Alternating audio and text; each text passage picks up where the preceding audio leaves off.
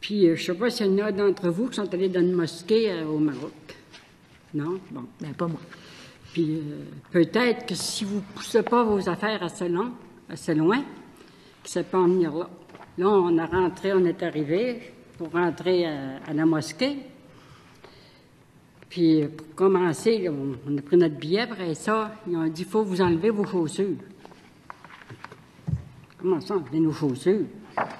Mais avant d'arriver, on avait vu des hommes, des femmes avec un petit tapis roulé en dessous de leurs bras, puis qui rentraient.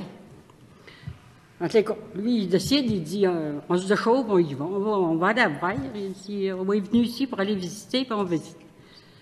On s'est déchaussé, on lui a donné nos chaussures, on a rentré. Puis là, en tout cas, c'était comme ici, un grand tapis, là, puis c'était grand.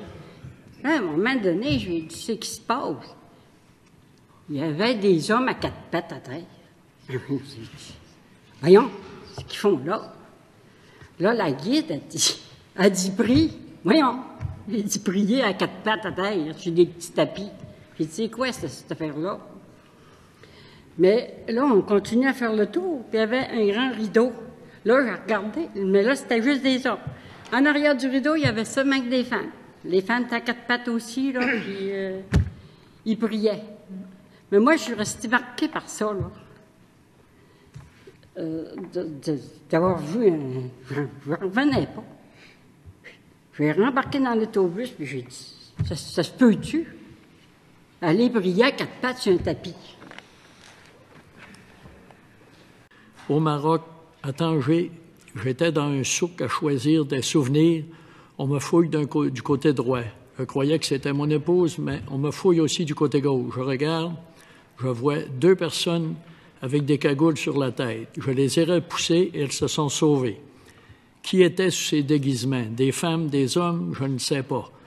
Mais ce que je sais, c'est qu'il est impensable de permettre à des personnes de se promener au Québec, dans les rues, les endroits publics, enfin nulle part sauf dans les résidences ou les endroits privés, avec de tels déguisements.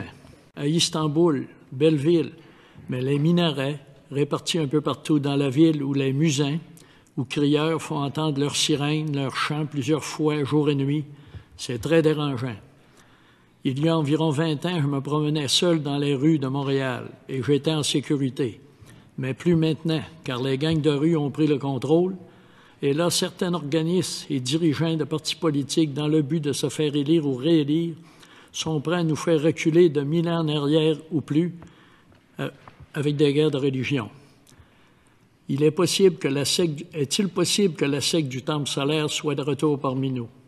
Si une personne avec une cagoule a le droit de se promener en public et même de voter aux élections, pourquoi moi, je n'aurais pas le même droit? La manière que vous orientez ça, oui, au niveau du gouvernement, ils n'auront pas le droit à se camoufler au complet, mais par contre, ils vont aller embarrasser les rues de Montréal avec ça.